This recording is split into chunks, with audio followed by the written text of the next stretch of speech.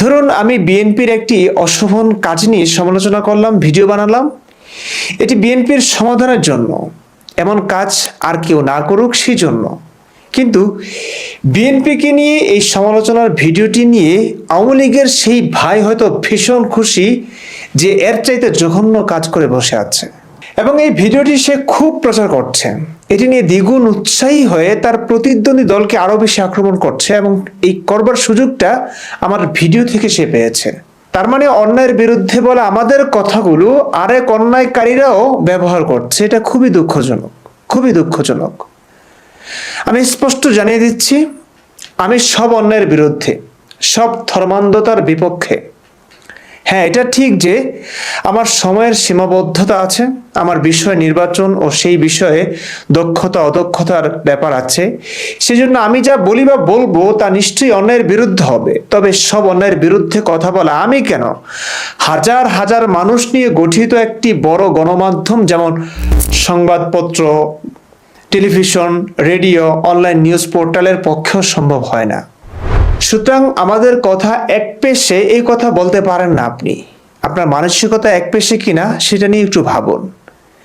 আমি যখন মাদ্রাসায় ঘটে যাওয়া একটা বলাৎকারের বিরুদ্ধে কথা বলছি, আপনি সেখানে যখন বলছেন স্কুল কলেজে এত এত অপকর্ম হচ্ছে সেসব তুমি দেখো না, তার মানে আপনি বলাৎকারকে যেন সমর্থন করছেন স্কুল কলেজে ঘটে যাওয়া নানা অপকর্মের অজুহাতে। আমি একটি অন্যায় নিয়ে কথা বলছি মানে এই না যে আমি অন্য অন্যায়কে সাপোর্ট করছি বা সমর্থন দিচ্ছি। এর মানে এমন অন্যায় যে করুক, যেখানেই হোক, যে কোনো প্রতিষ্ঠানেই হোক, যে কোনো দলমত পথের লোকই করুক, যে কোনো ধর্মের লোকই করুক, এটি অন্যায়, এটি অপরাধ।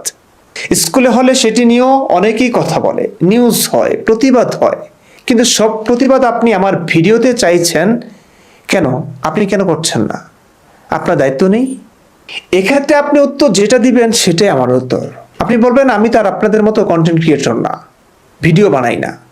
আমিও ভাই পৃথিবীর সব অন্যায় নিয়ে কন্টেন্ট বানানোর ইচ্ছে থাকলেও বানাতে পারি না। একদিনে একটা ভিডিও বানানো সম্ভব হয় না, সময় লাগে। একদিনে বাংলাদেশের মাদ্রাসাগুলোতে হয়তো 100 ছাত্র বলাৎকারের শিকার হলো, যেগুলো নিউজে এলো। আমি হয়তো সেখান থেকে কেবল একটা বলাৎকারের ঘটনা নিয়ে ভিডিও বানালাম। তার মানে কি আমি বাকি বলাৎকারের পক্ষে? আমি কন্টেন্ট বানালেও পৃথিবীর সব বিষয়ে মানুষের জ্ঞান থাকে না ভাই। সব ধর্মের খুঁটিনাটি সম্পর্কে জানা থাকে না একজনের।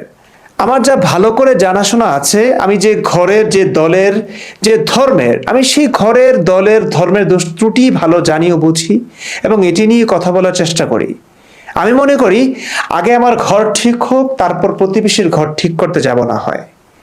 আগে আমার নিজের দোষ ত্রুটিগুলোকে সংশোধন করে নেই, তারপর না হয় অন্যের দোষ ত্রুটি নিয়ে সমালোচনা করা যাবে। এই কারণেই আমি ইসলাম নিয়ে কথা বলি, এই কারণেই আমি ইসলাম নিয়েই কথা বলি। কারণ এটা আমার ধর্ম, এই ধর্মেই আমার জন্ম, এই ইসলাম নিয়ে আমার আজীবন পড়াশোনা। আমি আমার ধর্ম সম্পর্কে ভালো জানি, তাই এর অসারতা, ভুল, অসঙ্গতিগুলো দেখাচ্ছে মানুষকে। এসব দেখাতে গিয়ে আমার সময় হয় না অন্য ধর্মের অসঙ্গতি দেখানোর, সময় হয় না কোনো রাজনৈতিক দলের ভুল ত্রুটি দেখানোর সুযোগ। সেটি সম্পর্কে আপনি জানেন, তো আপনি সেই সব নিয়ে কথা বলুন না। আমার পূর্ণ সমর্থন ও ভালোবাসা আছে যে কোনো ভালো কাজে, মন্দ কাজের প্রতিবাদে, অন্ধবিশ্বাস দূরীকরণে, সুস্থ সুষ্ঠু পৃথিবী বিনির্মাণে। আপনি কথা বলুন না সে অন্যায়ের বিরুদ্ধে। আপনার কেন মনে হচ্ছে প্রায় 200 কোটি মানুষের বিশ্বাস অনুযায়ী মোহাম্মদ নামক নবীর করা অন্যায় অপরাধের বিরুদ্ধে কথা বলা এই মানুষটা একটি দেশের 10-12 কোটি মানুষের এক নেতার অন্যায় অপরাধ নিয়ে কথা বলতে ভয় পাবো? কিংবা একটি রাজনৈতিক দলের নির্দিষ্ট কোনো একজনের অপরাধের বিরুদ্ধে কথা বলতে ভয় পাবো? না ভাই, ভয় পাই না, পাবো না। শুনুন, আমাদের বিবেক আছে।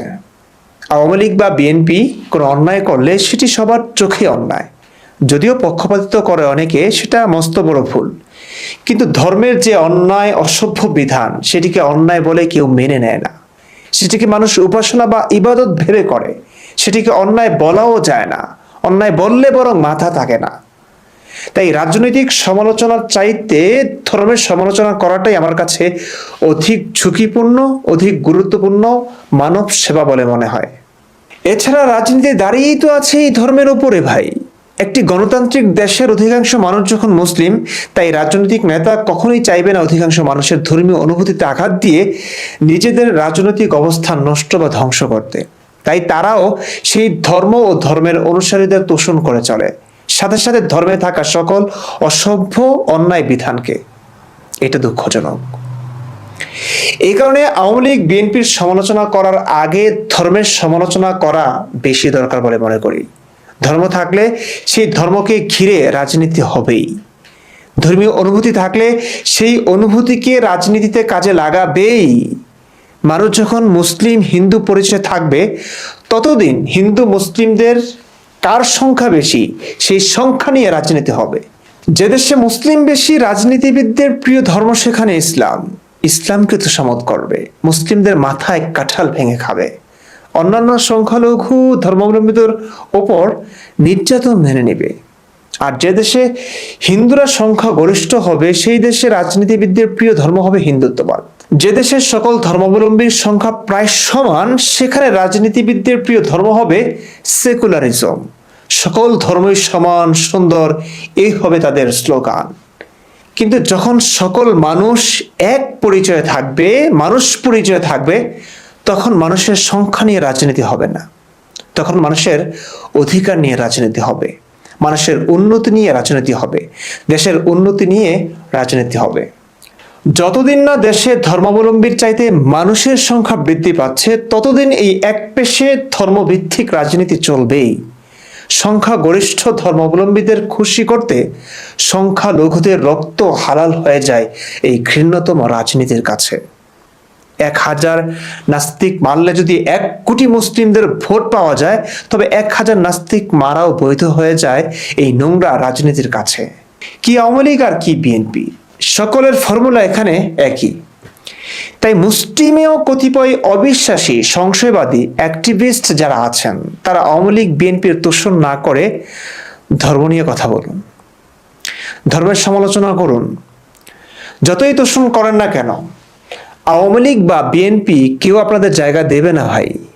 যদি বলি দিতে পারবে না, এটাই যথার্থ হবে। কারণ ক্ষমতায় থাকতে হলে তাদের ভোট লাগবে ভাই।